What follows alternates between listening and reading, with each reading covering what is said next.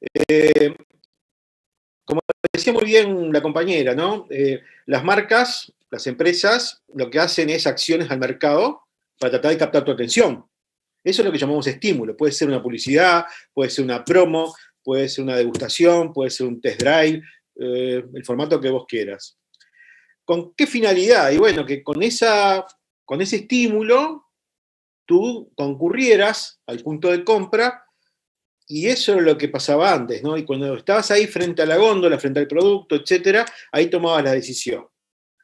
Y esto durante años, decíamos, fue lo que generó que una parte importante de tu presupuesto lo asignaras justamente a trade, ¿no?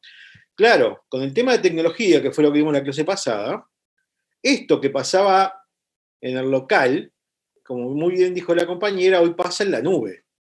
Entonces, ¿las empresas siguen haciendo estímulos para captarte? Sí, claro. Te van a tratar de entusiasmar, incentivar, hacerte consciente de una necesidad, de un deseo, ¿no? Con la finalidad de que vos tomes la decisión. Pero esa decisión pasa acá, online, no pasa acá, en el punto de compra o punto de venta, como le quiero llamar. Por eso es que acá tenemos que empezar a ver este gran espacio como un destino de buena parte del presupuesto que antes usábamos para punto de compra. Porque la decisión la tomamos acá. Piensen ustedes en compradores, consumidores. Es decir, te metés en el momento que vos podés o querés, revisás, buscás, comparás, etcétera, etcétera, etcétera, sin presiones, tranquilo, lo dejás, volvés, no hay un vendedor que esté al lado tuyo, tú tomas la decisión. Cuando llegás acá al punto de compra, la decisión está tomada. La probabilidad de que cambie es mínima. De ahí lo importante de entender justamente este cambio, porque es parte de lo que condiciona todo lo que es la propuesta estratégica, en este caso, que tiene que ver con los aspectos comerciales. Ese es el gran cambio. ¿Está bien? Mateo, ¿más o menos quedó claro ahora o persiste la duda? No, no, me quedó claro. Está. Bien. La charla anterior habíamos llegado hasta aquí, veíamos, bueno, cómo y de qué forma podemos trabajar para hacer frente a este entorno cambiante, sistemáticamente cambiante, cada vez más veloz en lo que refiere a cambio. Y decíamos, bueno, actualizá tu propuesta, actualizá tu portafolio, actualizá aquello que vas a ofrecer al mercado para mantenerte como una propuesta vigente, atractiva, seductora, competitiva.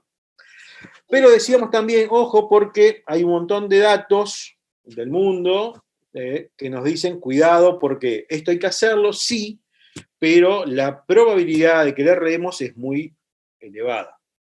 De ahí que tenemos que extremar recaudos para que justamente sea menor esa probabilidad de que terminemos cayendo en una zona que es de pérdida, ¿no?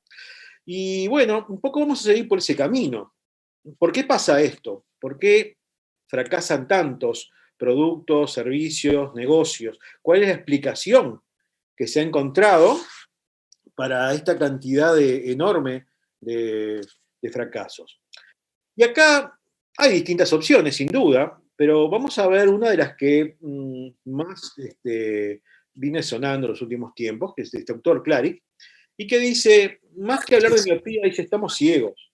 Muchas veces las marcas están ciegas, no ven lo que está ocurriendo. Y esa especie de ceguera estaría apoyada en tres pilares fundamentales. Primero, habla de reconocimiento. En realidad tendría que decir ausencia de reconocimiento, ¿no? Es decir, las marcas, las empresas, no ven lo que ocurre, muchas veces no porque no quieran, sino parecería ser es que a veces, y sobre todo en ese grupo mayoritario de nuestras empresas, no pueden verlo. Hay una suerte de bloqueo que muchas veces tiene que ver con el aspecto emocional del individuo que dirige y que le impide ver todo aquello que puede ser negativo con respecto a ese hijo que es su empresa, su marca, ¿no? Y como se dice en psicología, si no tenés la capacidad de reconocer que tenés un problema, difícilmente te pongas a buscar una solución, porque para ti no existe problema. Exactamente lo mismo ocurre en las empresas. Si el individuo no entiende, no es consciente de que tiene un problema, no va a buscar una solución. Entonces, ahí encontramos el primer gran problema. Que vamos a ver en los ejemplos que veremos dentro de un rato. Esto se repite y mucho. Y no solo en empresas pequeñas, sino también en grandes empresas, ¿no? El segundo pilar sería el ego, tanto personal como corporativo. El ego también es una barrera importante que le impide a quien toma decisiones ser ayudado por sus colaboradores, asesores, etc., ¿no? Y en esto del ego empiezan a incidir aspectos como la edad que tenga esa persona versus la edad que tenga la persona que sugiere. Eso le iba a decir, profe, la edad. Muchas veces las personas adultas, cuando vienen incorporaciones nuevas de gente joven, están como reacios a escuchar lo nuevo que traen. Totalmente, totalmente. Vamos a verlo luego, incluso, que es bastante más profundo eso que decís tú, y que tiene que ver con algo que vamos a tratar en un capítulo que se llama La mente del estratega, ¿no?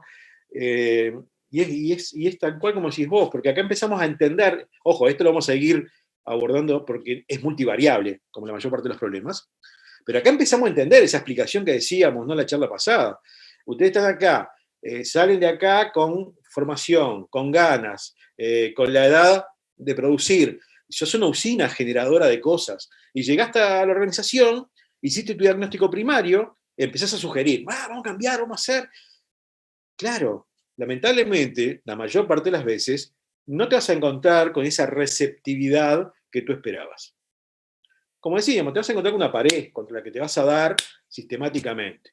Y acá encontramos algunos de los puntos que están construyendo esa pared.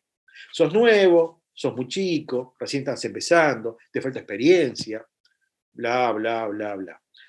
Que no significa que eso no exista. Está bien, puede existir, pero no obstante ello, por algo estás ahí, por algo te contrataron y para algo estás ahí. Entonces, vamos a ver justamente en el capítulo que sigue, que es un abordaje básico de neurociencias, también vamos a ver que si no variamos de alguna manera el mecanismo que tenemos de approach para tratar de persuadir a quien toma decisiones, a quien habilita los recursos, seguramente terminamos haciendo más de lo mismo y nos terminamos pegando contra esa pared. Entonces tenemos que tener un abordaje diferente para eventualmente tener un resultado diferente con respecto a nuestra propuesta, ¿no? Y el tercero de los pilares es lo relativo al modelo mental predominante. ¿Está bien? Estamos hablando de, en nuestro caso, en esa inmensa mayoría de MIPYMES, un modelo mental que está muy asociado a la conciencia de escasez. Generalmente están mucho más ocupados con lo que falta, con lo que les falta en lugar de lo que tienen. Y lo que falta siempre pesa más. No tengo esto, me falta aquello, si tuviera lo otro, no tengo recursos, soy pequeño, no soy competitivo. Siempre el parche. Y eso genera, ese modelo mental basado en la escasez, genera esta dinámica de ir remendando, del parche, de ir atando con alambres y después vemos, ¿no? Entonces, yo qué sé, tú le decís, mirá, tenemos que cambiar esta estrategia, vamos a abrir un nuevo local, o eventualmente cambiar este local que está abierto porque ya no es rentable, o ¿por qué no lo hacemos un refresh y bla, bla, ¿no? Lo que fuere, ¿no? ¿Y cuánto va a salir eso? Pregunta de las primeras. Y ponele, 1000 unidades. No, imposible, 1000 unidades hoy, mirá cómo está el mundo, el mercado, está dificilísimo, está complicado, no te puedo dar.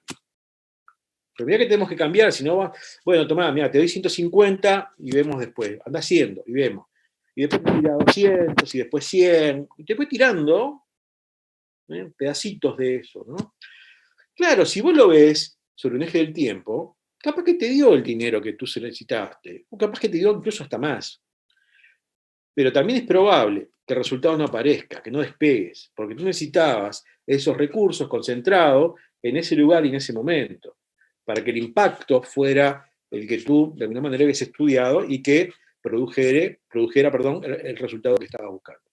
Entonces, Cuando combinamos estos 3 puntos, empezamos a entender buena parte de los problemas que tienen buena parte de nuestras organizaciones y que no están viendo, ¿no? Claro, también es cierto que para esa negativa que decíamos recién, hay una serie de argumentos que sistemáticamente esgrime quien habilita recursos que suenan muy lógicos, muy coherentes. Y que vamos a ver que eso tiene que ver con una parte de nuestro cerebro que se llama el córtex o neocórtex, que es donde se produce justamente todo ese tipo de conocimiento, ¿no?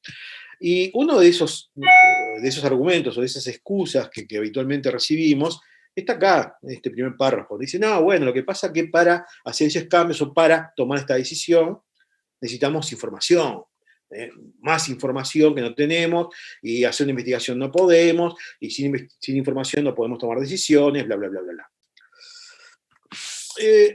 Hay una realidad que dice, y es constatable, que hoy tenemos muchísima información secundaria, muchísima. Capaz que no totalmente la específica que vos necesitás, pero sí genérica como para empezar a trabajar, no tengas duda. Y mucha de esta información está disponible gratis. Hay que saber buscar, hay que saber procesar, pero está. Hoy tenés información que generan, por ejemplo, las cámaras, tanto de comercio como de industria, las intendencias, los ministerios, entidades, bla, bla, bla. Hay un montón de información ahí, las universidades, etc. Hay un montón de información ahí que está. Hay que saber buscar, pero ¿qué información hay? Hay. Esto es algo que se esgrime, pero que no necesariamente es lo que realmente impide que hagamos lo que tenemos que hacer.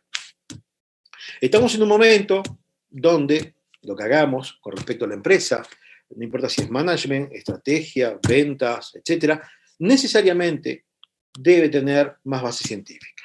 Tenemos que tener fundamentos comprobables, constatables, ¿está bien? Porque es a partir de ahí que podemos generar, ¿no?, cambios. Y en esto de tratar de mejorar la gestión desde la base, también tenemos que tomar en cuenta que muchas veces vamos a ver que quien nos contrata, el empresario, el que dirige la organización, sobre todo aquellos que no tienen demasiada formación técnica, no excluyente, pero sí mayoritariamente, generan muchas veces, con respecto a esta temática, una especie de comportamiento pendular. Se van de un extremo al otro. Es decir, tenemos el empresario que te fuiste el fin de semana y cuando volvés el lunes, y vos te encontrás que de repente, no sé, cambió un producto, le cambió el envase, o dijo, no, esto no lo cambio, este sabor no lo hago más, no importa. Y tú decís, ¿por qué cambiaste esto? De respuesta. Y porque ese ya no le gustaba a la gente quiere otra cosa, la gente quiere esto. Y yo siempre cuando me ha pasado más de una vez, y luego he hablado con otros, también tengo, y es algo que está ahí. Y la pregunta obligada, ¿y quién es la gente? Porque la gente, ¿quién es la gente? Y ahí lo dejás sin argumentos. No, pues yo pregunté, ¿a quién le preguntaste? Y te encontrás que cuando te dice a quién le preguntó, es la mujer, los hijos y un amigo, yo qué sé, cosas por el estilo. Entonces, en realidad no le gustaba a él. Él lo quería cambiar, se reunió consigo mismo y lo cambió. Y después es por la gente. Eso es lo que pasa. De ese extremo, y que vamos, esto todavía de afuera lo constatamos sistemáticamente. De ese extremo, muchas veces nos fuimos a la otra punta. Sobre todo hace algunos años, cuando se puso más de moda, por distintas razones, el tema de investigar el mercado, el tema era, bueno, no. Si no investigamos, no hagamos nada. Salgamos a investigar, preguntémosle a la gente qué es lo que quiere, qué es lo que no quiere, qué espera, qué no, bla, bla, bla, y eso es lo que vamos a hacer. O sea, nos fuimos de una punta a la otra. De los dos extremos, obviamente, este segundo es mejor que el primero, de eso no hay duda. Pero, cuidado, porque como está manejado muchas veces por ese empresario o ese comerciante, tampoco es la forma de hacer las cosas. Es decir, no alcanza con preguntarle a las personas qué es lo que quieren o no quieren, qué esperan o qué no esperan. ¿Es mejor que lo anterior? Sí, es mejor que lo anterior, no hay duda. Pero ¿alcanza? ¿Eso te va a dar a vos la solución real a tu problema? ¿Eso es, de alguna manera, la solución? Capaz que no. Es más, en la mayor parte de los casos no. La pregunta sería, ¿por qué no? Si yo le pregunto a las personas qué es lo que quieren o qué es lo que no quieren, y me responden, y supongamos que la muestra para hacer la consulta estuvo bien hecha, técnicamente bien realizada, ¿por qué no sería una solución para aplicar como SA? Hay dos elementos muy fuertes que debemos considerar. Primero, las personas no siempre dicen la verdad. No siempre decimos la verdad. Y dependiendo de determinado tipo de condicionamiento, es más, muchas veces las personas van a decir lo que supuestamente queda bien y no realmente lo que piensan o hacen. Y eso, vaya si es un sesgo importante, particularmente cuando a partir de esa información después vos proyectás y tomás decisiones. Es decir, supongamos que, no sé, una nueva empresa que quiere traer una nueva marca de whisky a Uruguay. Y yo le pregunto a algunos de los que están acá en el chat, porque son muestras de portar, digo, ¿tú tomas whisky, bebés whisky? Sí, sí, claro. Che, decime, contame, ¿qué whisky bebés? Chivas, 20 años. Y de repente, si yo pudiera ir a su basura, cuando tira los desechos, me encuentro con una botella vacía de Old Times. ¿Ah? Ahora, no me dijo, yo bebo Old Times. ¿Por qué? Y porque queda mucho más cool decir, tomó un Chivas 20, ¿no? Y de ese tipo de condicionamientos vamos a encontrar muchísimos, muchísimos. Y esto no es lo único. Tenemos un sesgo todavía mucho más pesado, mucho más pesado. Si yo le preguntara a alguno de ustedes que está acá, por ejemplo, a ver, contame, esa casaca o ese buzo que tenés, ¿te lo compraste o te lo regalaron? Y supongamos que alguno de ustedes me dice, no, me lo compré. Y yo le preguntara, decime, ¿por qué te compraste esa prenda? La primera respuesta casi obligada es, me gustó. No, está bien, pero ¿te gustó? ¿Te gustó? No, porque en ese local donde lo compraste, seguramente había de ese modelo otros colores, otros modelos con más colores. ¿Por qué esa y ninguna de las otras? Y empiezan a mirar para arriba, ¿no? Bueno, en realidad, y si rasco y rasco y rasco, vamos a llegar un ratito a concluir que la mayor parte de las veces no sabemos por qué lo compramos. Y esa es la realidad. Y después vamos a entender por qué pasa eso. Pero también pasa. Es decir, muchas veces las personas, la mayoría de las veces, no siempre sabemos lo que queremos. Entonces, cuando juntamos esos dos elementos, que no son poco, ahí empezamos a entender qué difícil que es a veces tomar decisiones que después generen acciones, estrategias, que de alguna manera nos permitan competir más y mejor en mercados cada vez más complejos. Y vamos a ver 2 o 3 ejemplos de marcas, de empresas, que son las que están por ahí en la bibliografía, de empresas muy conocidas, muy grandes, y que han padecido de alguna manera esto que estamos hablando. Y no podemos hablar de que son empresas chicas, que no tienen gente, no tienen técnicos, tienen gente, tienen técnicos, tienen recursos, o tenían, y también les pasó. Entonces, es importante, y eso creo que es fundamental cuando hablamos de estrategia hoy, ¿no? Si querés mañana gerenciar algo. Es decir, tratar de que cuando mires sea más que ver, ¿no? Es decir, de alguna forma que puedas extraer lo que realmente está pasando y que no te integres directamente a ese contexto, ¿no? Porque si te y además también a veces no es como todo tan lineal. Por ejemplo, hace un tiempo leí sobre, yo no me acordaba, era muy chica, lo de la Coca-Cola, en Argentina fue más bien, por ejemplo, la Coca-Cola, observando que a la gente le gustaba el mate y era como un nicho súper fanático, sacó la nativa, que era la Coca-Cola con gusto mate, digamos. Era una bebida que se hacía con extracto de yerba mate, y tal, capaz que uno lo piensa y dice, bueno, puede ser, porque es algo que a la gente le gusta, que es familiar, y sin embargo fue, o sea, un fracaso, a los pocos meses lo tuvieron que sacar. Ahí en ese caso era algo como evidente, que supuestamente a todo el mundo le iba a encantar, y sin embargo no le gustó, porque capaz que en ese producto uno no asocia el mate a una bebida refrescante, o porque no gustaba, o sea, que a veces no es tan lineal de, bueno, si te gusta esto, seguro que te gusta esto otro, porque no hay forma de que no te guste, sino que hace falta como ver más allá y ver si el producto coincide con los gustos o no, porque capaz no tiene nada que ver, por más que el gusto sea el mismo. Sí, es correcto. En realidad ahí tenés, no uno, sino, sí, sin duda que no es lineal, totalmente de acuerdo. esto es multifactorial, ¿no? Es decir, ahí tenés aspectos que tienen que ver con lo cultural, con lo social, con lo psicológico. Y de ahí empiezan a juntarse un montón de líneas de trabajo. Es bastante complejo, es cada vez más complejo. Y ese es el camino que nos toca de acá en adelante, sin duda, ¿no? Y es así, no hay duda. Veamos la primera de las empresas que vamos a ver como ejemplo, ¿no? Kodak, seguramente todos ustedes conocen Kodak, es una marca archi ultra conocida. Esta marca llegó a tener una participación de más del 80% del mercado mundial, del rubro fotografía, más del 80% del mercado mundial. Líder, lejos, absoluto, la más grande, la más importante, ¿no?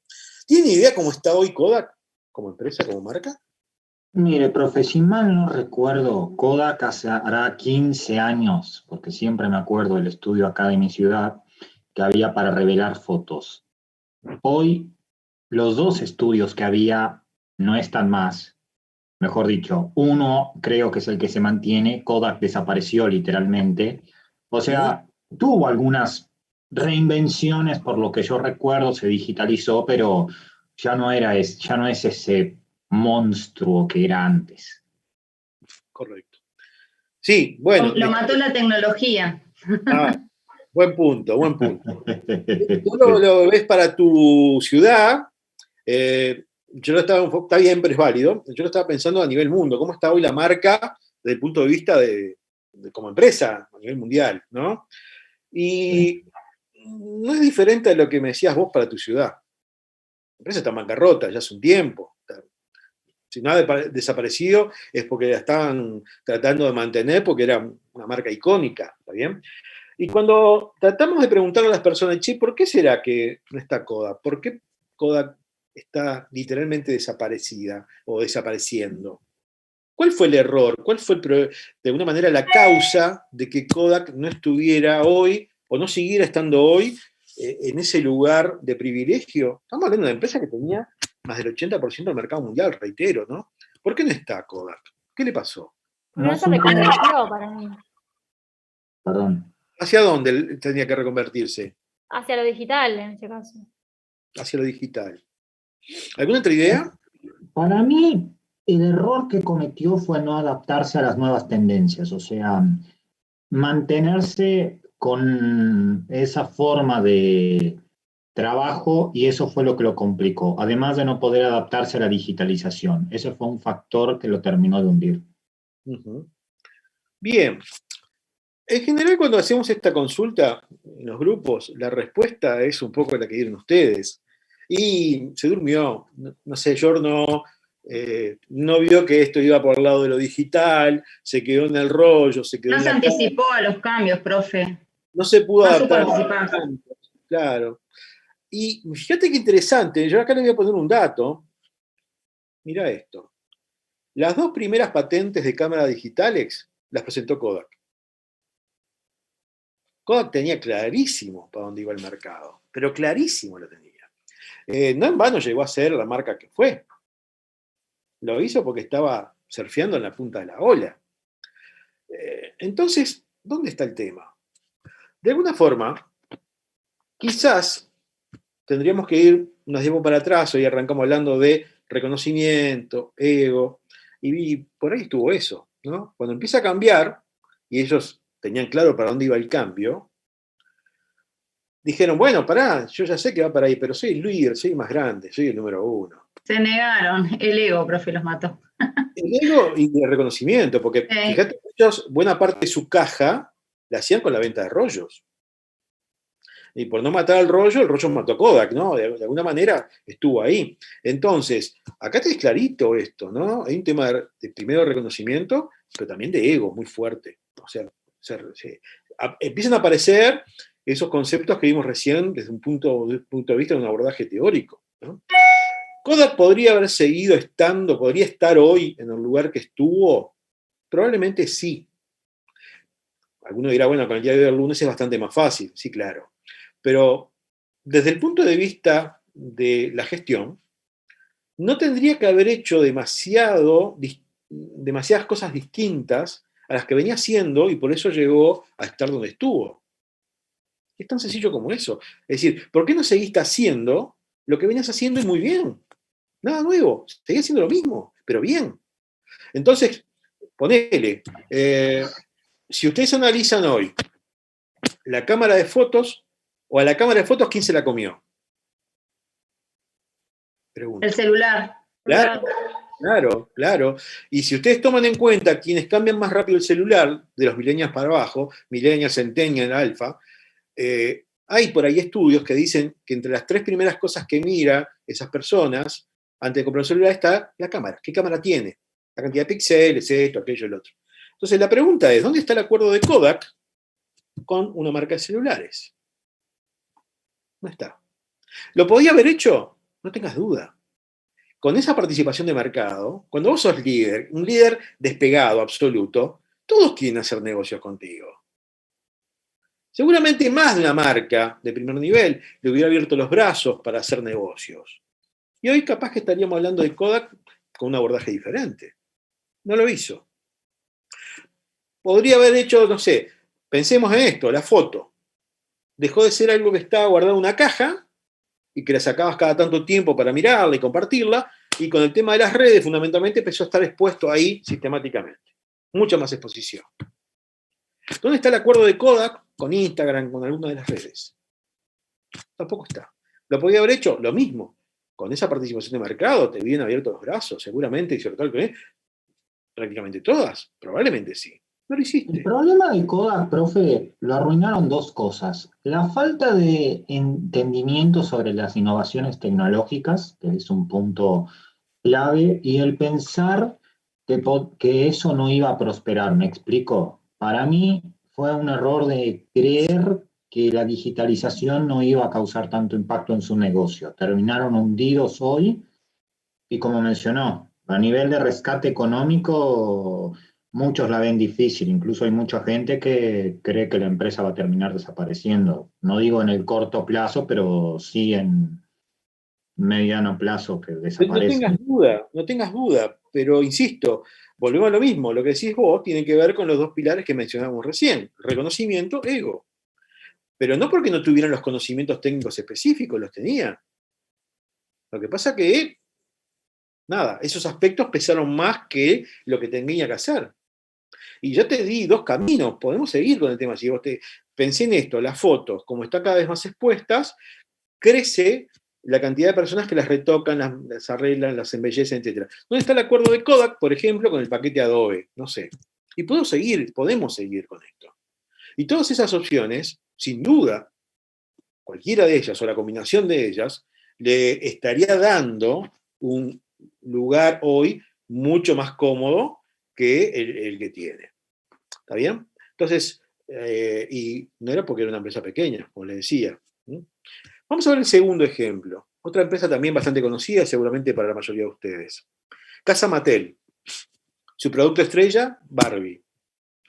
Buena parte de ustedes conoce el producto. Quizás alguna de las chicas que han jugado con Barbie. La muñeca más famosa del mundo, la más vendida, etcétera, etcétera, ¿no? Todas las variantes del producto, ¿no? En un momento determinado, uno de los técnicos que trabajaba en Casa Mattel, con niñas en edad escolar, empieza a ver un cambio reiterado, sostenido, en el vínculo entre los niños y el juguete. Y al tipo se le ocurre una idea, arma un proyecto y se lo presenta a la empresa. Pide una reunión con el directorio y presenta un proyecto. Y cuando arranca la reunión, dice, bueno, mi propuesta es que Barbie ya cumplió su ciclo, tenemos que ir pensando en correrla y desarrollar una nueva opción para el mercado. Imagínate que vos le digas eso a gente que está viviendo del negocio y te dice, pero pará, estamos hablando de la muñeca más famosa del mundo, la más conocida, la que tiene mejor participación de mercado, y vos querés cambiarla, sacarla. ¿Cuál es el fundamento? Y bueno, que yo veo los niños, mis hijas, sus amigas, que tienen un vínculo diferente. Ya no les interesa disfrazarse de princesa, ni jugar a hacer comida, no les gusta Ken. Están en otra. ¿Y qué quieren? ¿Qué les gusta? Y quieren música, quieren maquillaje, quieren tacos. El señor presentó el proyecto de lo que fueron las Bratz, ¿no? que después fueron las Monsters. Por supuesto que, ¿qué pasó con la empresa? Le dijo, no, está equivocado, esto es un producto que tiene una vida todavía por delante, bla, bla, bla, bla, olvídese de esto, no vamos a sacarnos. El señor, ¿qué hizo con su carpeta? Se fue a otra empresa y lo presentó en otro lado. Y en otro lado le dijeron, sí, venga, nos interesa. ¡Pum! Y lanzaron Bratz. ¿Cuál fue el resultado? En cuestión de 2 o 3 años le comieron casi la mitad del mercado. La mitad del mercado es muchísimo. Claro, ¿cómo reacciona entonces Casa Mattel? Bueno, primero entabla una batalla jurídica, aduciendo de que quien había hecho el proyecto lo hizo mientras era empleado de su empresa, chicanas jurídicas de un lado del otro. ¿Sabes cómo termina la película? Y te lo hago bien breve. Casa Mattel termina comprando la otra empresa y trajo todo para acá. ¿Cuánto dinero le salió si tomás en cuenta juicio, compra de empresa, tal, cuando lo tenía gratis? Lo tenía gratis. De vuelta, reconocimiento, ego.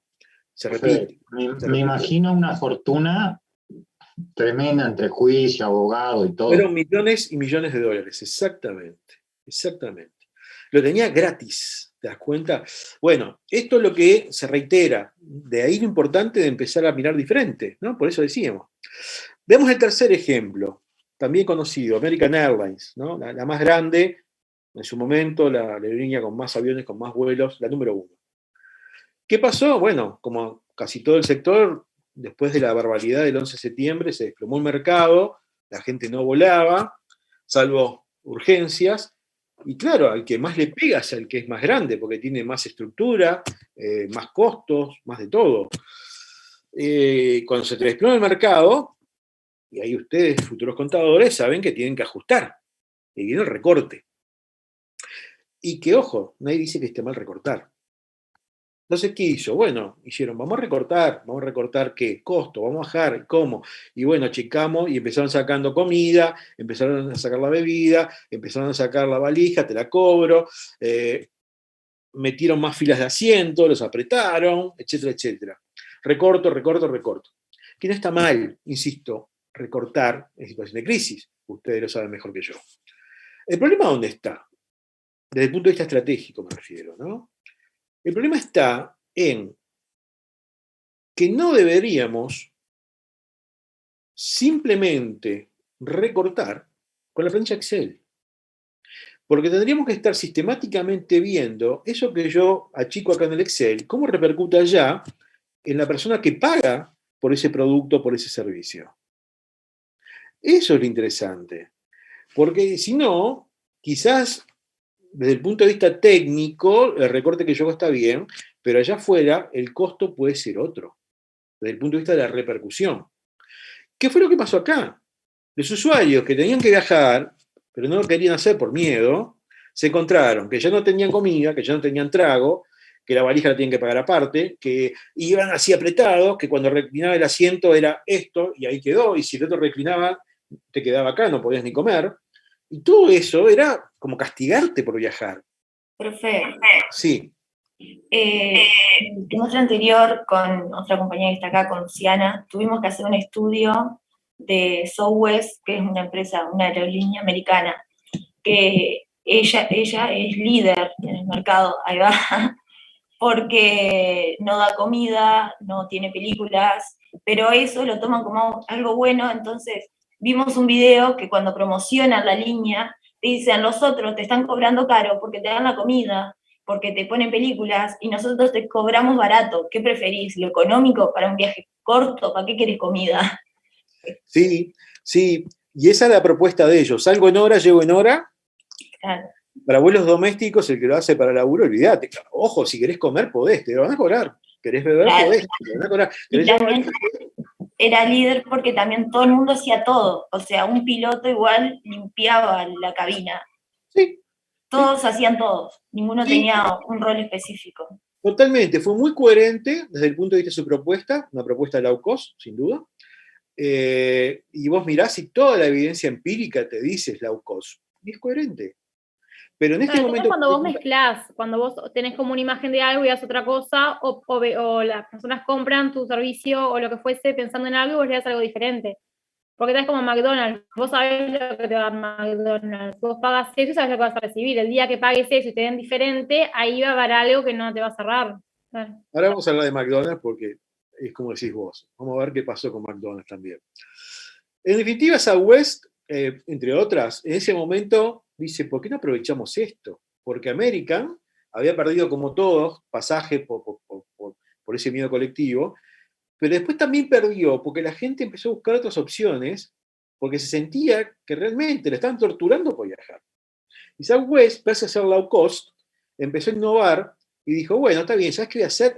Chica, yo te voy a poner sillones, poltronas más cómodas, estirables, más separadas y viajas más cómodo. O JetBlue, que también compite con Southwest, dijo, fue una de las primeras que empezó a agregar la interactividad en los vuelos, para que tuviera juegos, películas, traqueo del vuelo, y todas esas cositas fueron haciendo que América no solo perdió porque perdieron todos, sino que fue perdiendo en manos de competidores más pequeñitos buena parte de su público, que empezó a darle algo que el otro decía, bueno, ya que voy a volar, dame algo por lo menos que me gratifique, déjame ir cómodo, déjame distraerme. Si no, es terrible. Y siguió perdiendo, y bueno, le fue bastante mal ahí, ¿no? Sin duda que le fue bastante mal, ¿no? El último ejemplo que vamos a ver, la compañera lo decía, es McDonald's, ¿no? Sin duda, una marca, caso de estudio sistemático, porque tiene connotaciones que lo hacen un caso muy atractivo. De hecho, tiene 2 películas, el libro y toda la historia, ¿no? Pero más allá de todo eso que está en la vuelta, para lo que estamos estudiando nosotros, lo importante es darnos cuenta, ¿cómo hizo este señor Ray Kroc, que compró un local de comida rápida, como había cientos o miles en ese país, y transformó ese local en un imperio? ¿Dónde estuvo eso que pudo hacer que le llevó a pegar ese salto exponencial? ¿Dónde estuvo el secreto del éxito acá? ¿Qué viene atrás de esto? Lo interesante, ¿no? No hay misterios ni no hay magia. Lo que hay es un trabajo muy meticuloso de conocer, primero, quién es mi cliente, a quién apunto. Segundo, qué es lo que no encuentra o no lo encuentra del todo bien y cómo yo puedo hacer justamente la diferencia. Y fue lo que hizo este señor. Dice, ¿a quién le vendemos nosotros? ¿Quién entra mayoritariamente en un local de comida rápida? Ojo, pensemos en McDonald's de Estados Unidos, ¿no? El posicionamiento no tiene nada que ver con Uruguay. Allá es comida barata. Es la comida del obrero, el estudiante, el camionero, el tipo que está en la calle, quiere comer barato y rápido, es esto. ¿Está? ¿Y qué encontró ahí? Y dice, bueno, muchas veces las personas no tienen o no encuentran la rapidez que buscan. Otras muchas veces lo que no hay es una calidad pareja, es irregular. Y otras veces no están dadas las condiciones para que vos comas en un lugar limpio, agradable, que puedes ir a un baño, etc. Y eso fue lo que identificó el señor. Y su propuesta, si la ven, sus pilares son, McDonald's te dice servicio, calidad, limpieza. Servicio, calidad, limpieza. Y eso es lo que te ofrece.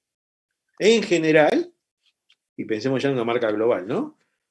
El producto sale rápido, o más rápido que el promedio. Normalmente la calidad es pareja, no te dan un día las papas crudas y el otro día las papas quemadas, las dan igual. Y en general, los locales están limpios, por lo menos más limpios que el promedio. Entonces, si vos conjugás esos elementos, ahí empezás a entender qué fue lo que cambió para llevarlo ahí. Y uno dirá, pero no es tan complicado. No. Ahora, la pregunta sería, ¿por qué no lo hicieron otros? ¿No? Volvemos al mismo tema, de Coda. Y McDonald's con eso empieza a crecer. ¡Pum! Explota. Años explotando, creciendo, hasta que en un momento determinado, esto fue al final del siglo pasado, McDonald's en un momento deja de crecer y empieza a pegar la curva hacia abajo. ¿Qué pasó? Nunca lo vamos a ver, pero hay por ahí algunos autores que manejan una teoría. Hay otras. Pero parecía ser, en materia de momento histórico coincide, que esto ocurrió en un momento que se estaba exhibiendo un documental cuyo título es este, Super Size. ¿Alguien lo vio? Sí, yo lo vi. Bueno, si lo buscan en YouTube lo encuentran, ¿está bien? Esto es una experiencia científica que realiza un grupo de personas porque estaban estudiando qué pasaba con la comida rápida, la alimentación, bla, bla, bla, bla.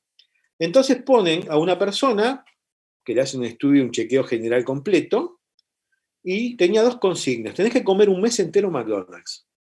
Las 4 comidas en McDonald's. Y la segunda consigna es, cada vez que cuando tú vas a pedir tu menú, tu comida, si quien te atiende te ofrece aumentar el tamaño o el combo, tenés que decir que sí. Eran las 2 consignas que había. Además, porque McDonald's tiene una política de que siempre te ofrece algo adicional. O sea, vos vas y pedís un combo, te tienen que ofrecer agrandarlo. Si pedís agrandado, te tienen que ofrecer un helado. Es siempre ofrecerte algo más. Entonces, sobre todo esa película que está hecha en Estados Unidos y ya todo de por sí es extra agrandado. Es más que acá, lo normal, lo súper es extra súper. El tipo terminaba con unas bandejas que eran una monstruosidad. Bueno, vos viste cómo termina el estudio, ¿no? El estudio no terminó. Lo tuvieron que cortar antes del mes porque literalmente se moría el señor. Claro, sí. De hecho, te muestran al final del documental que lo entrevistan, creo que había pasado un año y pico, y todavía no había podido recuperarse desde el punto de vista de los valores fue lo que fue el comienzo de la experiencia. O sea, persistía. Claro, uno podría pensar, ¿no? Y ahí viene toda la suspicacia de que se maneja. Che, pero si esto lo hubieran hecho en lugar de McDonald's, en Burger King o en Wendy's, no hubiera sido diferente el resultado, ¿no? Claro, ¿Por qué McDonald's? Agarraron McDonald's por la marca, pero... Y porque por ahí es el más grande, o porque andas a ver qué otras cosas subieron, nunca la vamos a ver. Pero, en definitiva, coincide este documental con que McDonald's empieza a tener esos problemas. Entonces, la gerencia que dice, pará, tenemos esto, ¿no está pasando? Salgamos a preguntar, porque aparte McDonald's a partir de ahí empieza a sufrir muchísimo con el tema. Le empiezan a llover demandas, juicios. Perdí mi trabajo porque engordé, porque como McDonald's. Me divorcié porque mi esposa me dejó porque engordé en McDonald's. Y empezaron a pedir y a pegar de todos los costados. Pero fue real. Entonces McDonald's dice, bueno, pará, salgamos a hacer algo. Capaz que fue cuando empezó a incorporar la comida saludable. Yo no vi el documental, pero lo voy a ver. Exactamente. A partir de ahí McDonald's sale y ¿qué hace? Sale a hacer la lógica. Dice, preguntémosle a las personas qué tendría que ofrecerles para que volvieran. ¿Qué querés encontrar en mi local? Y claro, cuando salen a hacer la encuesta, la gente que le dice mayoritariamente, quiero comer saludable. Quiero comer menos frito, menos grasa, menos Sí, pero en realidad es como decías, que en realidad es mentira, porque la mayoría de la gente sigue yendo a McDonald's a comprar la comida chatarra.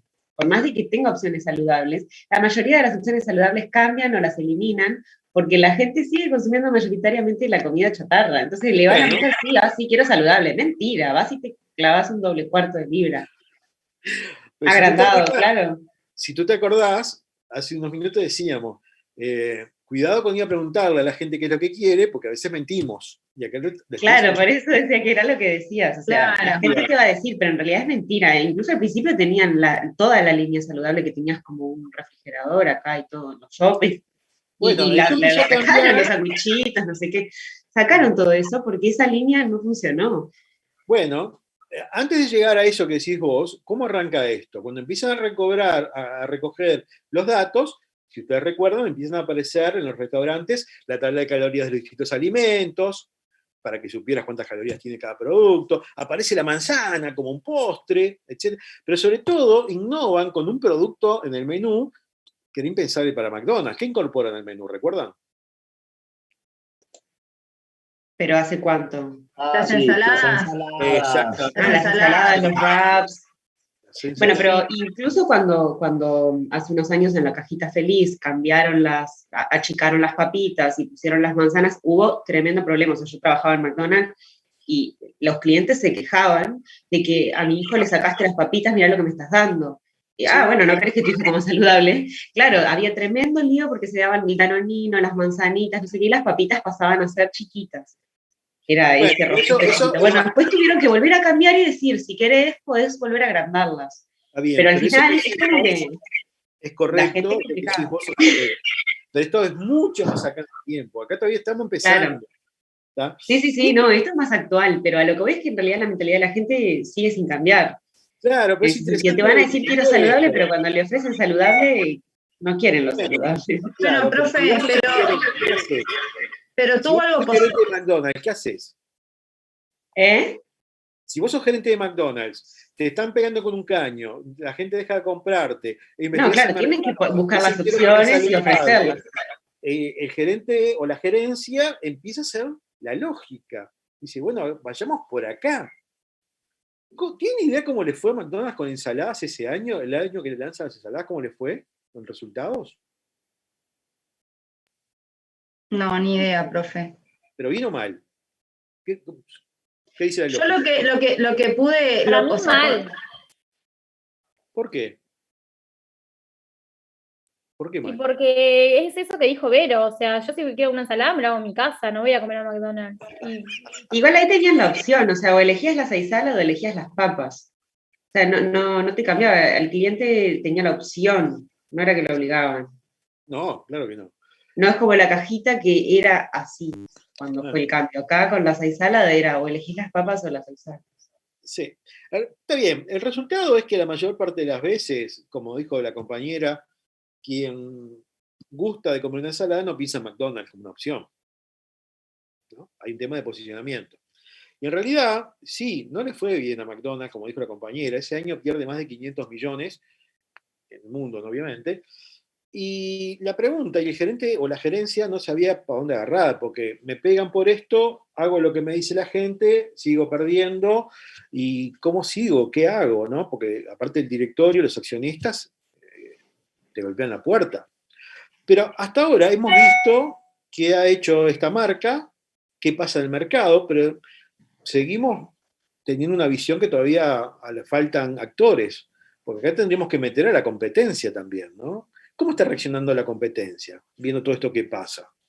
¿Qué hizo su eterno enemigo, Burger King? ¿Cómo reaccionó, viendo todo lo que estaba ocurriendo? Porque el tipo estaba cerquita, siguiendo al costadito todo el desarrollo del caso. ¿Qué hizo Burger King? Y Burger King jugó por una línea totalmente diferente. Cuando ve que McDonald's se juega por lo saludable y le siguen pegando, esta marca redobla la apuesta y saca su línea Stacker, ¿no? Que empezó siendo double Stacker, después fue triple, cuádruple Stacker. ¿Cómo le fue a Burger en este momento? Que insisto, ¿qué? Re bien. Re bien, exactamente, re bien. No solo aumentó las ventas, sino que en participación de mercado se le pegó a McDonald's como nunca antes en la historia. En un momento donde, insisto, no perdamos de vista a McDonald's, está perdiendo, se está cayendo porque dicen tu comida es chatarra, tu comida es esto, aquello. O sea, la persona dice, quiero comer saludable, pero no van a buscar la ensalada de McDonald's, van a buscar la cuádruple Stacker. Entonces, como vemos, la pobre gerencia en ese momento, hoy 20 años después, más fácil, ¿no? ¿Para dónde agarro? ¿Qué hago? Porque lo que estoy haciendo es correcto.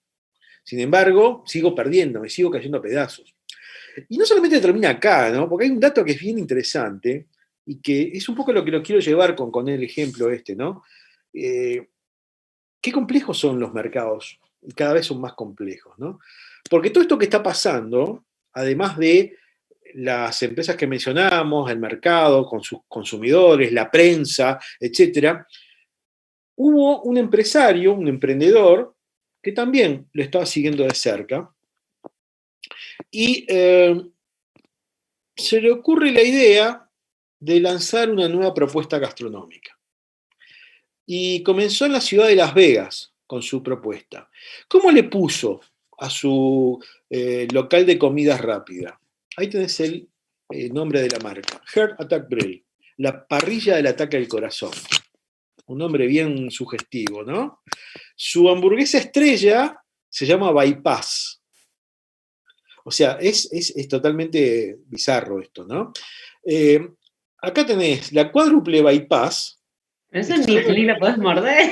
No, es horrible. Estás hablando de casi más de 3/4 kilos de comida con panceta, huevo, tocino, mayonesa, ketchup. Pero además te ofrecen las papas fritas en manteca, los cigarros sin filtro, la bebida cola con energizante, o sea, esto es para ir. Eso tendría que ser ilegal. Pero, y estamos en un momento donde las personas dicen, quiero comer saludable. Tú llegabas al local, y esta señora que está acá es una de sus meseras, están vestidas como enfermera, este señor es uno de los clientes, como ven otros acá atrás, en vez de ponerte un mantelito, te dan esta bata descartable, como cuando vas al sanatorio, ¿viste? Porque te chorreas por todos lados. Y cuando pedís una cuádruple bypass y la terminás, vienen dos enfermeras en la silla de ruedas, te llevan hasta el auto y la gente aplaude. Bizarro total, ¿no? Pero lo interesante que poco tiempo después, esta marca tenía 4 locales en Las Vegas y la gente hacía cola para comer. Y McDonald's seguía perdiendo dinero con la ensalada, la manzana, la comida saludable y todo lo demás. ¿Cómo explicamos esto? Y esto es lo interesante, ¿no? ¿Cuál es la explicación que hay para entender qué es lo que pasa realmente en el mercado y cómo decidimos los compradores? Pero, profe, sí. Esto yo lo veo que es como los cigarros. Tiene la persona muriéndose y la gente que fuma va a comprar cigarro igual. Sí. No le importa que en el paquete esté la persona con un respirador. Sí. Bueno, eso que decís muy bien tú tiene que ver con eso que vamos a ver acá, ¿no? Es decir, hoy las neurociencias nos dan información de por qué esos comportamientos. Y una de las cosas que podemos ver, y ahora llego al ejemplo que ponías muy bien vos del cigarrillo, es que si analizamos, vamos a ver que en general los productos que son dañinos terminan siendo líderes. Y los productos que son saludables terminan siendo nicho. Y usted dirá, bueno, pero mira que yo en la góndola del supermercado veo que los saludables crecen. No tengas duda, gracias, están creciendo. Pero fíjate cuánto más crecen los otros. Mucho más. ¿Y por qué? Y bueno, eso tiene que ver con justamente una parte de nuestro cerebro, una estructura llamada cerebro reptiliano, que sistemáticamente todo lo que es peligroso, todo lo que es prohibido, te atrae y te lleva y te seduce. Ahí aparece el concepto de indulgencia, ¿no? Como que hay una parte de nuestro cerebro como que parecería que quiere hacerse daño, se sabotea y nos lleva sistemáticamente a eso que es prohibido, nos seduce, nos atrae lo prohibido, lo peligroso. El ejemplo que ponías muy bien vos, esto que vemos en las cajitas de los cigarros, no lo inventamos acá, en Europa lo hacían antes, ya en algunos países, y ahí también se midió. Las primeras semanas, cuando aparecen esas imágenes que tienden, la intención es que te disuadan de comprar el producto, lo que generó es que la venta de cigarrillos aumentara durante un tiempo, aunque parezca mentira. Porque tiene que ver con esto. Sistemáticamente estamos forzando y llegando al límite. Claro, uno dirá, pero ¿y qué pasa si nos pasamos del límite? En general no nos pasamos del límite, porque cuando estás por pasarte justamente, se activa otra parte del cerebro que es la que te salva, ¿no? Es decir, pensemos, no sé, el muchacho que el fin de semana sale y empieza a beber, toma, y capaz que la próxima cerveza hubieras caído en coma etílico. La última no se la va a tomar. O se duerme, o se desmaya, o vomita, algo pasa y se salva. Hasta el próximo viernes que lo vuelve a intentar, ¿no? Y así vamos, nuestro cerebro nos lleva sistemáticamente a ese juego. Y las marcas empiezan a ver, ¿qué pasa si yo hago o aprovecho esto y lo uso para mi marca, para mi empresa? ¿No? Yo le comentaba al otro grupo, hace unos años yo trabajaba por una de las empresas que proveen complementos y suplementos nutricionales para deportistas, y uno de los productos que más se vende es el whey protein, ¿no? La proteína de suero de leche. Empezaron a aparecer marcas con isolado, no isolado, con esto, con aquello. Y una de las marcas dijo, che, ¿por qué no aprovechamos esto? Y tuvo la idea de en sus envases colocarle un cartelito que decía, si usted consume este producto de manera reiterada, consulta a su médico. A la mayor parte de nosotros eso nos hubiera disuadido. Si consultar al médico. Sin embargo, ¿qué pasó con el segmento al que estaba dirigido el producto? Creció la venta. Para muchos eso significa, este debe ser bueno, porque si le quiere el médico, y ¡pum! Y creció la venta. Y bueno, eso es un poco lo que vamos a entrar, ¿no? Es decir, ¿cómo vamos a aprovechar lo que pasa acá para poder modificar lo que pasa allá afuera y tener mejores resultados? ¿Está bien? Entender cómo funciona el cerebro nos va a dar muchísima utilidad para desarrollar la propuesta estratégica de nuestro negocio, la genérica o la específica para cada sector. Y ya hay empresas, hace rato, que lo vienen haciendo, y empiezan a cambiar resultados. Y se empiezan a cambiar resultados que a priori parecería ser, hubiéramos pensado la mayoría que era imposible que cambiara, ¿no? Quizás uno de los ejemplos más interesantes de los últimos tiempos haya venido acá, con Pepsi, ¿no? Pepsi, lo que históricamente el número 2 en Estados Unidos, siempre mirando de atrás a Coca-Cola. Y durante años gastó millones de dólares en publicidades, en esto, y siempre la miraba de atrás. Pepsi todavía tiene en su haber la acción de marketing más costosa de la historia, que se llamó el Desafío Pepsi, que se hizo una cantidad, no me acuerdo exactamente de cuántos países, que era un test ciego, ¿no? Ponía una mesita en lugar y pasaban personas y decía, usted ve el refresco, prueba a ver cuál le gusta. Había 2 vasos. ¿Cuál le gustó más este? Y después tapaban y te mostraban cuál era el refresco que te había gustado. En el mundo, más de la mitad de las personas eligieron Pepsi, cuando el 80% tomaba Coca. O sea, bastó que no vieras de dónde salía el refresco, cuando elegiste por sabor, la mayoría eligió Pepsi. ¿Qué pasó con las ventas de Pepsi después de ese estudio? ¿Cómo cambiaron? ¿Cómo evolucionaron? No pasó nada. Absolutamente nada. Y tiene también una razón en cómo funcionamos nosotros. Piensen ustedes, la mayoría. Si vos le decís al señor que está haciendo el trabajo, ¿no? ¿Cuál marca prefiere? Coca-Cola. Prueba a ver cuál le gusta. Me gustó esta. Destapa y, mire, eligió Pepsi. ¿Salís corriendo a comprar una Pepsi? No. Vas a buscar, tu cerebro córtex que te va a ayudar, cómo vas a dar excusas para justificar por qué elegiste la otra marca. Y ahí aparece, estaba muy caliente, o estaba muy fría, tenía mucha efervescencia, o tenía poca. Entras a proyectar tu frustración en lo que está enfrente. Sí, decime. No, profe, ese Desafío Pepsi, a ver, si mal no me equivoco, uno de los genios de esa idea fue Skoda. A mí lo que me consta, no sé si se escucha. Sí, perfecto. Bien. No, el problema con ese desafío fue que Coca-Cola, no sé si hizo una demanda diciendo que los ponían en una mala posición, no era un reto justo y además se atacaba a la marca. Creo que eso terminó en los tribunales, no sé con qué resultado, pero el problema de perjudicar a una marca y beneficiar a la tuya es sencillo. O sea, tratás de poner a la otra marca en una mala posición. El problema es que si vos la atacás directamente y en el proceso desprestigias al producto, te puede costar una acción legal que puede ser mucho peor para vos. Bien, a ver, llegaste a un tema que está bien. De hecho, Coca ha llevado a Pepsi después de que cambió decenas de veces los tribunales. Decenas de veces. Porque Pepsi, ¿qué hizo? Cuando vio que esto no funcionaba con todo el dinero que había gastado, dice, para acá, basta. Vamos a cambiar, no podemos seguir así, históricamente tirando el dinero. Y aprovechó todo esto que estaba en la vuelta, todo este conocimiento. Entonces, ¿qué hizo? Hagamos un estudio para saber exactamente por qué prefieren a Coca-Cola y no nos prefieren a nosotros. ¿Cuál es realmente la razón? Claro, la razón fue muy lineal. Si 70-80% de la población bebía Coca-Cola, en esa casa mañana los jóvenes se casan, se van a vivir con su novia, su pareja, su novio. En esa nueva casa, mañana tienen un hijo. Ese niño toma leche, juguito, agua, papá, hasta que un día prueba por primera vez un refresco. ¿Cuál fue ese primer refresco que probaron? Y en el 80% Coca-Cola. Ahí va.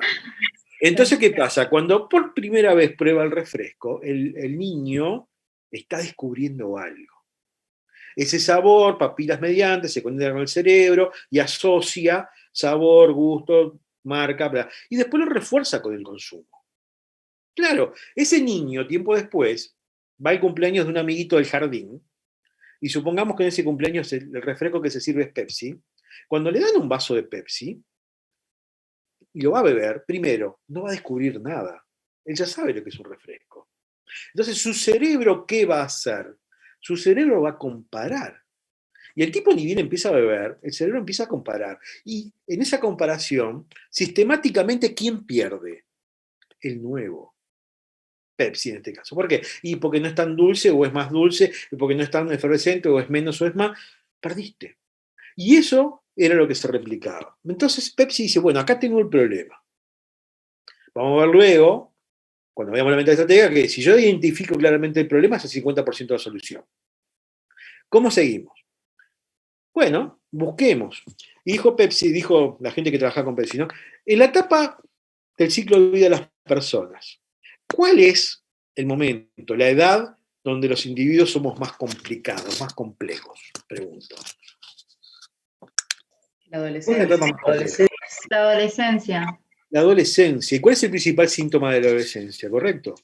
La rebeldía. La rebeldía. La rebeldía. No me digas lo que tengo que hacer, yo soy grande, no me mandes, yo elijo, bla, bla, bla, bla. Y Pepsi dijo, ahí. Y sacó una campaña que se llamó X Generation, ¿no? La generación X. Y el eslogan fue Pepsi, tu propia elección. ¿Y a quién la apuntó? Al adolescente. ¿Y cómo lo hizo? Reposicionando a Coca. Coca es de los viejos. Pepsi es lo tuyo. Y ahí Pepsi empieza a meter muy fuerte. Primero, le empieza a hablar al adolescente en un lenguaje típico de adolescente, poco académico. Y ahí fue cuando hicieron el spot con Ricky Martin, creo, Cristina Aguilera y... Fue la época que contrataban a cuanta banda y músico se ponía de moda, esos que mencionás vos, y podemos sumar a Madonna, a Michael Jackson, a Britney Spears, a Black Eyed Peas, al que quieras vos, y lo fueron metiendo, y empezó a jugar, y empezó a andar. Y también, desde el punto de vista de la campaña, y acá le respondo lo que preguntaba hoy, o mejor dicho, aportaba Mateo, le empieza a pegar de frente. Y si ustedes van a YouTube y ponen Coca versus Pepsi o Pepsi versus Coca, van a ver un montón de piezas que no llegaron acá, donde le pega con nombre y apellido. Una sí llegó, yo la vi hace un tiempo, desde un niño que saca un par de latas de Coca de la máquina y las usa para apagarse y llegaron a sacarla de Pepsi, ¿no? Era súper agresivo ahí, o sea, como que ahora igual disminuyó pila, pero Pepsi y Coca y McDonald's y Burger King, yo veía los spots, o sea, lo veía en YouTube, ¿no? Porque acá no los veía. Y era, o sea, acá a veces se cuidan como de que no aparezca, no sé, la marca o algo. Acá no, acá era tipo igual, o sea, mismo había uno de Burger King y McDonald's que le hacían bullying a un nene porque compraban Burger King. O sea, era una cosa tipo horrible. Bueno, pero horrible para quién, ¿no? Habría que ver. Sin embargo, fíjate cómo le fue en ese mercado. Al adolescente le encantó, porque es el lenguaje y la forma en que ellos se manejan. Y le pegan, y de esos... vas a encontrar un montón de piezas de comunicación del camionero en Navidad, del mundo posguerra, etcétera, y le pega, y empieza a crecer, a crecer, a crecer. Y de hecho, Coca, con su respuesta estratégica, ayudó a Pepsi.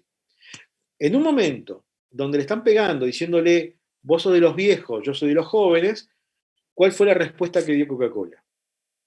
Ese año lanza New Coke. Pepsi se hizo una fiesta, obviamente, ¿no? Porque le fue horrible a New Coke, aparte. No duró ni un año, porque la gente decía, no quiero la New, dame la clásica.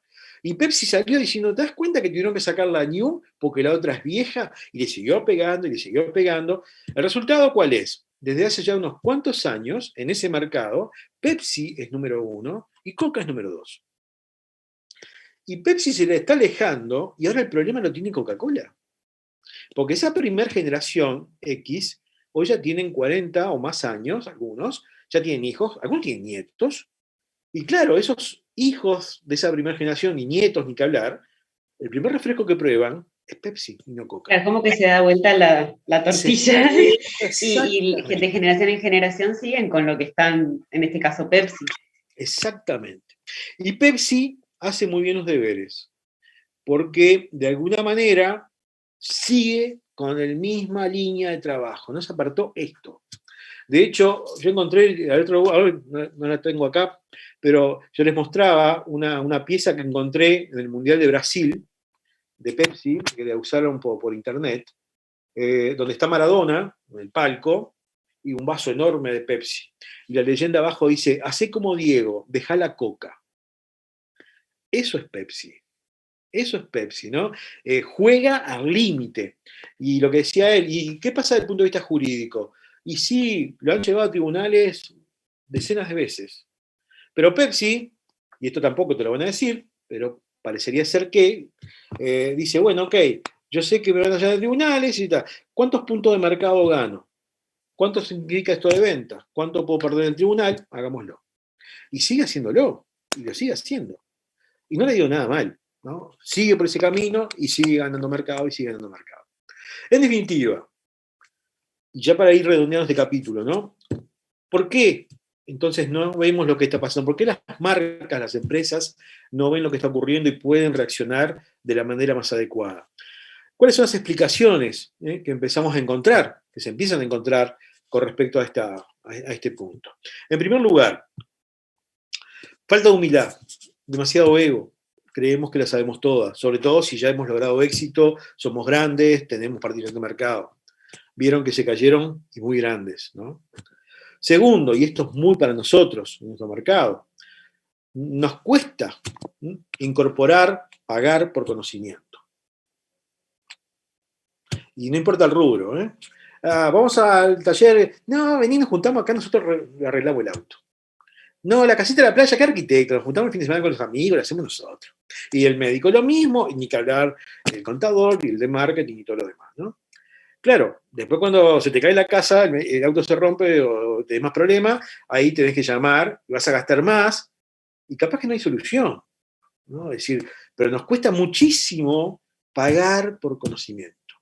Salvo que me obliguen, y cuando no hay más remedio, y le va a pasar a ustedes, no, yo te necesito para el balance, al resto lo hago yo, y cosas por el estilo. Y lo mismo nos dicen en la parte de estrategia, y lo mismo le dicen al de publicidad y al de recursos humanos, etc., ¿no?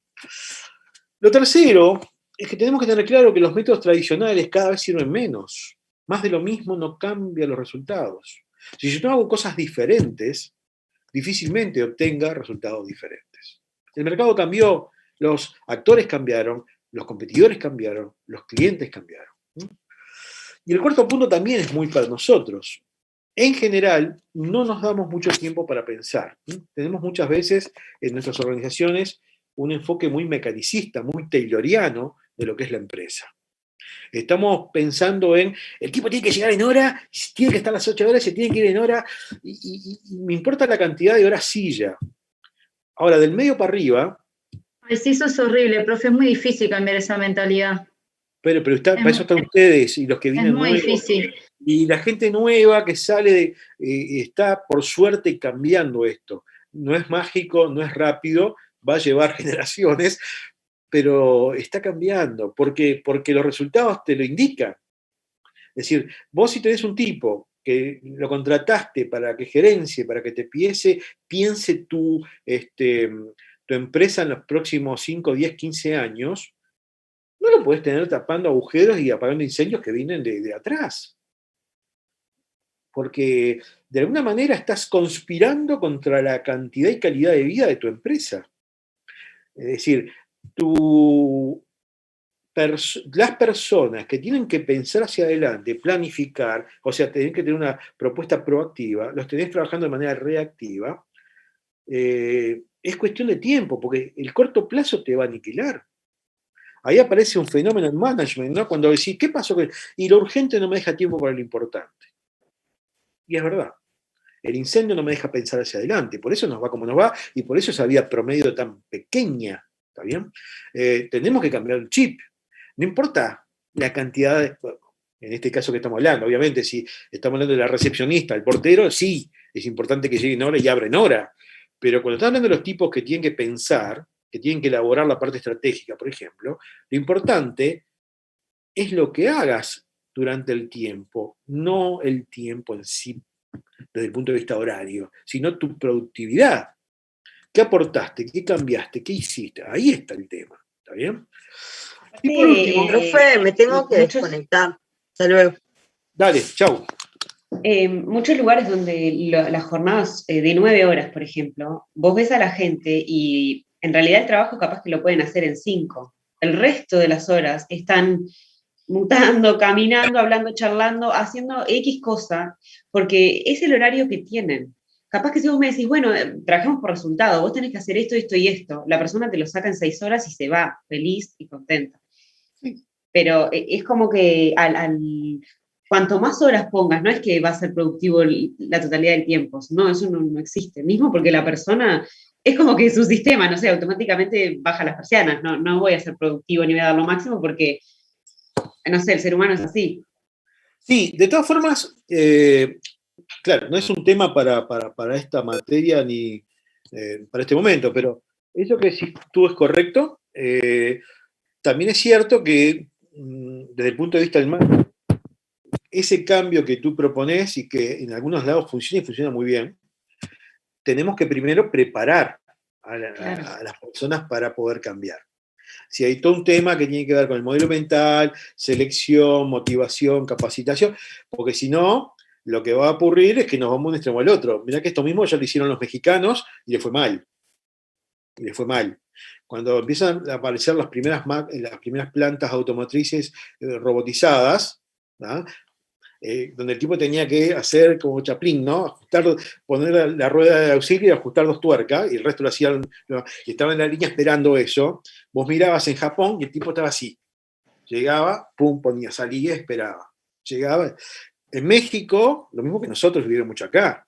¿Qué hicieron? Los tipos iban llenando los espacios y trabajando contra línea para dejar un espacio y después tomarse un refresco, charlar con el otro de fútbol, primero el celular, y eso atenta contra el proceso. O sea, está bien si, en tanto y en cuanto, preparamos al capital humano para ese nuevo contexto. Pero si está preparado, no tengas duda. Lo que decís vos es así, sin duda. Y lo último es que no conocemos casi nada de los mercados. Creemos que los conocemos. Porque hace tiempo que estamos, porque ya trabajamos en el sector, pero cuando nos interiorizamos o nos metemos a verlo, de alguna manera van a ver que en muchos casos, en general la mayoría, se quedaron con una foto de tiempo atrás de lo que era el mercado. Y que esa foto, muchas veces, la mayoría, no tiene mucho que ver con la foto actual. Y esa diferencia es la que lleva a que muchas veces cometamos los errores que cometemos. En definitiva, lo que nos dicen, sobre todo la gente que viene trabajando este tema desde las neurociencias, es que open the mind, ¿no? Tenemos que abrir la cabeza, tenemos que abrir la mente, empezar a despojarnos de algunos preconceptos, de algunos paradigmas, entender realmente lo que pasa en el mercado y a partir de ahí empezar a trabajar de una manera diferente. Esto implicaría, desde este abordaje, insisto, eso, incorporar a la gestión herramientas, conocimiento que proviene de las neurociencias organizacionales aplicadas. Entender qué pasa acá, cómo pensamos, cómo percibimos, cómo tomamos decisiones. Esto se ha entendido muchísimo en lo que son los departamentos comerciales. Porque dicen, bueno, tengo que vender, tengo que conocer al cliente, está bien, pero no es únicamente ahí. Y piensen ustedes mañana como gerentes o como dueño de su negocio, o vas a tener que estar sistemáticamente tratando con gente. No vendiéndole nada afuera de repente, pero sí negociando con tus pares, supervisando hacia abajo y respondiendo y solicitando autorizaciones hacia arriba. Entonces, cuanto más y mejor conozcamos cómo procesamos, cómo decidimos, probablemente tengamos más chances de salir lo más pegadito posible a los objetivos que nos planteamos. ¿Qué es lo bueno de esto? Que en lo que va este siglo particularmente, se ha aprendido más de cómo funciona nuestro cerebro que en toda la historia anterior. Y en esto la tecnología ha ayudado muchísimo, ¿está bien? Y lo primero que nos están dando como resultado, la información que nos aporta justamente quienes estudian esta temática, es que empezamos a entender por qué hacemos muchas cosas que hacemos. Hasta ahora, lo que teníamos era un abordaje conductista, mayoritariamente, ¿no? Es decir, si yo hago A, pasa B, estímulo-respuesta, ¿no? Es decir, tú pones tu mano y yo te pincho, tú sacas la mano. Y sí, desde el punto de vista conductual, yo lo puedo chequear. Lo que no sé es por qué cuando yo te pincho, tú sacas la mano. Eso no lo sabíamos. Entonces, hoy esa es la información que nos empiezan a dar justamente todos estos estudios, ¿no? Empezamos a entender no solo qué es lo que hacemos, sino por qué hacemos lo que hacemos y también lo que no hacemos. Y en esto de los cambios y del averno de los paradigmas, justamente ahí empieza todo esto que tiene que ver, es decir, cómo lo aprovechamos desde el punto de vista estratégico, ¿no? Y bueno, lo primero que tenemos que entender, y un poco lo habíamos deslizado en la primera charla, es, ya no se trata de estar corriendo atrás de la última herramienta. No pasa por ahí. ¿Por qué? Porque esa ventaja que te daba hace 30 años atrás, 40 o 25, yo tengo esto que mis competidores no tienen, era una ventaja, no hay duda, hoy eso se ha limado. La tecnología, el acceso a la tecnología en buena medida ha equiparado todo eso. Y hoy podemos encontrar, y muchas veces hasta gratis, por lo menos la versión de entrada, el uso de las herramientas. Entonces, hoy las empresas más o menos tienen acceso a la misma herramienta, con matices. Capaz que el otro tiene la versión premium y tú no, pero no importa. El hecho es que ya la ventaja no es tener esta herramienta que no tiene mi competidor. Eso se limó. ¿Dónde está la ventaja? La ventaja está en cómo yo puedo usar esta herramienta que tú también tenés de manera diferente. Eso es lo que nos va a permitir obtener resultados diferentes. Y el hecho de cómo yo uso diferente la herramienta tiene que ver con cómo yo pienso diferente a vos. Cómo yo desarrollo un mecanismo diferente al tuyo. Y ahí empieza el juego estratégico. Ahí empieza el cambio realmente para obtener resultados diferentes. El tema, y volvemos a reiterar, es de adentro hacia afuera, no al revés. Tenemos que armarnos, como dice la diapo, una plataforma diferente que nos permita trabajar en este plano actual, en este mercado actual. Salir de eso que decíamos de la receta, la fórmula, porque está bien como dato, está bien como marco referencial, pero eso que funcionó o le funcionó a esa empresa hace 4, 5, 10 años atrás, hoy, si lo aplicás, no necesariamente te va a funcionar, o no por lo menos igual.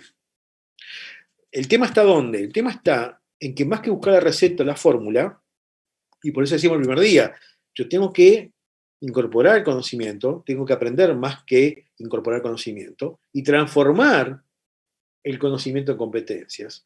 Y a partir de ahí armar mi propio tablero de herramientas, que yo voy a combinar de manera personal, única. Parecido, está bien, pero va a ser mi forma. ¿En función de qué? Y en función del tablero que me haya armado, de los recursos que disponga y del momento en el que me encuentre. Es decir, vos tenés que armarte tu propia receta, tu propia fórmula. Y esta fórmula y receta que te armes hoy, y que quizás funcione hoy en esa empresa, mañana si te vas a otra empresa del mismo rubro, tampoco necesariamente te va a funcionar. Porque puede ser otro tamaño, otros recursos, otro momento, otros competidores. Tendrás que volver a armar la receta nuevamente. Y ese es el cambio en el que yo me tengo que meter cuando hoy pienso en todo lo que es la propuesta estratégica de mi negocio. Como dice Bacharach, ¿no? Es fácil, no es simple. ¿Por qué? Y bueno, porque acá tenemos obstáculos. Desde niños, que empezamos nuestro proceso escolar, generalmente, de una manera mecánica, fuimos generando asociación de ideas. Y esa asociación de ideas, por ejemplo, nos lleva a recurrir a nuestra memoria. Nos pasó, algunos más, algunos menos, que de repente en la escuela te decía la maestra, ¿no? Mañana usted tiene que presentar la tabla del 4. Y vos la del 5, y vos el poema tal de Juana Ibarburu, y bla, bla. ¿Y qué hacías? Te lo aprendías de memoria. Y llegaba el otro día, te parabas adelante y decías 4 por 1, 4, 4 por 2, 8, llegás hasta abajo, ¿no? Y decís, perfecto, sobresaliente. Y lo mismo con el poema, y lo mismo con las capitales de los países. Entonces, ¿cuál fue la asociación que fuimos grabándonos allá atrás en el metaconsciente? Si quiero tener éxito, tengo que aprenderme la lección de memoria. Y después nos metimos en secundaria y seguimos haciendo más de lo mismo, y es más, nos encontramos a veces en facultad haciendo lo mismo. La memoria, y repetir de memoria algo que está ahí, nos puede servir en alguna medida para algún tramo de trabajo. Difícilmente en nuestro aporte técnico profesional nos permita solucionar los problemas que tienen las organizaciones. No está por ahí, está por otro lado. decir, el robot que apretás play replica, no funciona más. ¿Está bien? Los gerentes, los técnicos, necesariamente tenemos que estar aportando soluciones diferentes, innovadoras, nuevas. ¿Por qué? Porque los problemas son diferentes también. El contexto es diferente. Por eso, de vuelta, para poder aprender todo esto, tengo que desaprender, desprogramarme, por lo menos de parte de lo anterior. Si no, no va a cambiar. Voy a entender, voy a escuchar, voy a repetir, pero y vamos a ver después, vamos a hacer ejercicios que aún cuando estamos hablando del tema innovación, cuando ustedes se descuidan en piloto automático, su cerebro hace lo que están acostumbrados a hacer. Y con respecto al plano estratégico pasa igual. ¡Pum! Esto es lo que tengo grabado en el chip, y eso es lo que hago. Por eso, el cambio. Primero tengo que cambiar yo, para que cambien mis resultados. Si yo no cambio, no puedo cambiar nada. Ni al otro, ayudarlo, ni a los resultados, ni a la propuesta. El cambio es de adentro hacia afuera. ¿Está bien? ¿Se puede? Sí, claro. Y lo bueno de esto es que la gente de neurociencias nos dice que tenemos, entre otros, la capacidad de la neuroplasticidad, ¿no? Es decir, nuestro cerebro, en la medida que vamos metiendo cosas nuevas, nuevo conocimiento, empieza a generar más entramado, eso que se acuerdan, las neuronas, dendritas, conexiones sinápticas, empieza a tener cada vez más entramado de esas conexiones, y por ahí es donde pasa justamente todo esto. Cuanto más conocimiento nosotros incorporemos, más fácil nos va a resultar más fácil nos va a resultar entender todo eso que nos rodea. Y más fácil nos va a resultar que podamos entender sobre todo aquellas cosas que necesitan que nos abstraigamos y que lo pensemos de manera abstracta, ¿no? Hay una foto acá que está en todos los libros que muestra un poco justamente esto, ¿no? Cómo van cambiando nuestras conexiones en la medida que vamos incorporando conocimiento. Acá tenés la imagen de un niño un rato después de nacer. Fíjate esto después ya de algunos meses y cuando ya empieza a incorporar conocimiento, etcétera, etcétera. Y esto sigue, sigue, sigue y cada vez más. Cuanto más, insisto, conocimiento nosotros metemos, más cantidad de conexiones y más fácil nos va a resultar entender. Ahí tenemos la solución a dos grandes problemas, ¿no? Barreras epistemológicas y barreras epistemofílicas. Y es uno de los problemas que tiene, por ejemplo, la enseñanza de la matemática. Cuando vos le pedís al individuo que se abstraiga y entienda y demuestre un teorema, y no entiende lo que está haciendo y repite de memoria, hasta que vos le decís, esto te sirve para calcular cuántas cajas tenés que tener abiertas en un supermercado. Y el tipo lo ancló ahí recién. Pero bueno, cuanto más conexiones, más fácil que entendamos eso que de alguna manera está ahí arriba, ¿no? El otro concepto que también nos empieza a cambiar son muchos preconceptos o paradigmas que hemos repetido sistemáticamente sin tener muy claro realmente si eso era así o no, ¿no? Esto es una de las cosas, o una de las frases típicas, ¿no? Seguramente han escuchado de esto comentarios. ¿Usamos todo el cerebro? Como dice ahí la pregunta, pregunto, ¿usamos todo el cerebro? Sí. La famosa frase de los Simpsons de que solo se usa el 10% del cerebro en algunas personas es totalmente mentira. No, pero para mí todo no. O sea, según la persona también, ¿no? Pero me parece que nunca llegamos a usar el 100%. Ajá. Bueno. Creo que depende a lo que nos enfrentemos, ¿no? Determinadas situaciones, si es más de sentimiento, creo que se dirige hacia una parte o hacia otra, o no sé, o algo así creo que escuché en algún momento. Sí, es cierto, según la temática lo manejamos con distintas estructuras. Totalmente, es así. Ahora... y creo que escuché también que la mujer maneja creo que maneja más la parte de un cerebro y el hombre otro, o algo así. Creo que la mujer va por el lado sentimental y el hombre por la otra parte del cerebro, que no me acuerdo el nombre. Sí, más córtex y la mujer es más límbico, sí, correcto. Es correcto, sí. De alguna manera, lo que hemos escuchado siempre es que no lo usamos todo, usamos una parte, un poco lo que decía la compañera, ¿no? Lo interesante es que sí, lo usamos todo. Pero, como dice ahí, no más del 2% al mismo tiempo. Como que vamos usando distintas estructuras según la temática y el momento. ¿Está bien? Y esto también nos va cantando, o de alguna manera cierra con aquello que hablamos del multitasking, ¿no? Es decir, difícilmente yo no puedo hacer dos cosas a la vez usando la misma estructura. Yo voy a hacer pedacitos de cosas que después junto y creo que estoy haciendo varias cosas a la vez. Pero en realidad, como ya hablamos, me aleja de la cantidad y de la calidad del producto final, ¿no? En esto que vamos a empezar a ver la charla siguiente, que es justamente esto, ¿no? Principios básicos de neurociencias, dos conceptos que vamos a manejar y que muchas veces también se manejan hasta como sinónimos y son complementarios pero son diferentes, ¿no? Una cosa es el cerebro, que es la parte tangible, donde están neuronas, dendritas, conexiones sinápticas, bla, bla, bla. Y otra cosa es la mente, ¿no? Que es por donde circula toda esa información, pensamientos, emociones, sensaciones, ¿está bien? Que insisto, son complementarios, pero son conceptos diferentes, que vamos a estar manejando. Otro tema que es importante, y después vamos a ver por qué cuando lleguemos a la parte estratégica, ¿no? ¿Cuál es la principal función del cerebro?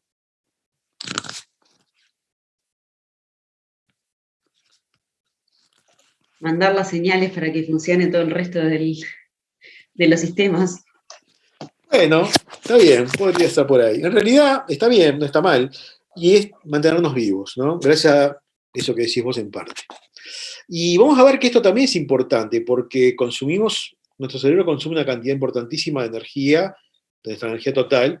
Por eso es que el cerebro tiene que sistemáticamente estar acortando procesos, y ahí la gente de publicidad y marketing juega con eso, para que decidas más rápido, tu cerebro se engancha, porque dice, acá puedo ahorrar energía, y de alguna manera hay procesos ultra rápidos, como los marcadores somáticos, etcétera, que se están empezando a aprovechar para justamente jugar con esa capacidad del cerebro que acelere procedimientos y que, bueno, en ese camino termines eligiendo mi marca. ¿Cómo lo hacemos? Y bueno, de alguna manera hay una parte del cerebro que está sistemáticamente absorbiendo información, que genera pensamientos, recuerdos, y que también se convierten en respuestas químicas, físicas, y todo eso tiene que ver con la interacción de nosotros, los individuos, con el entorno, ¿no? De cómo funciona el cerebro depende cómo, primero, percibamos, entendamos, y después damos respuesta. Y en esto, o en ese camino, que es el básico, pensemos en las organizaciones en las que vos quieras, y también que es esto: percepción, toma de decisiones, respuesta, ¿tá? Si yo entendiera más cómo funciona el cerebro, tendría más herramientas para ver cómo va a ser esa toma de decisiones y generar elementos para que sea más probable que la decisión sea la que yo necesito que tome, ¿no? Y ahí aparece un dato. Dice, el 85% de nuestros procesos de decisión no son conscientes. Y acá hago un paréntesis, ¿no? Esto está referido a lo que son las propuestas B2C, ¿no? Es decir, empresa-consumidor. Esto no se aplica cuando es B2B, ¿no? Ahí pasa por otro lado. Pero cuando hablas de consumo, 85% parecería ser que no son decisiones del todo conscientes, ¿sí? ¿Qué pasa con esto? Acá se nos abre un espectro amplísimo para trabajar. Y también para entender muchas veces por qué algunas acciones ya no rinden lo que rindieron al principio. Si esto fuera verdad, después en la clase que viene lo vamos a profundizar, nos estaría dejando, como dice acá abajo, un 15% para la razón. Ahora, yo les invito a que ustedes piensen, ¿no? Pensemos en alguna estrategia comercial. Y dentro de estas particularmente pensemos en promociones. Y yo les pregunto, ¿no? Piensen en los últimos tiempos, en las promociones que ustedes han visto, leído, escuchado, etcétera, por el medio que fuere. La mayor parte de las promociones, ¿a qué están apuntando? ¿Qué te ofrece? ¿Qué te propone? Pregunto. De lo que fuere la promoción. Descuentos. Un descuento. ¿Qué otra cosa? Un 3x2. Bueno, está bien, un 3x2. 2x1, reducción de precios, días de alto descuento. Todo bien. Me bajas el precio. Que vayas con otra persona, por ejemplo, y generas descuento en una próxima cuota. Está todo relacionado al descuento.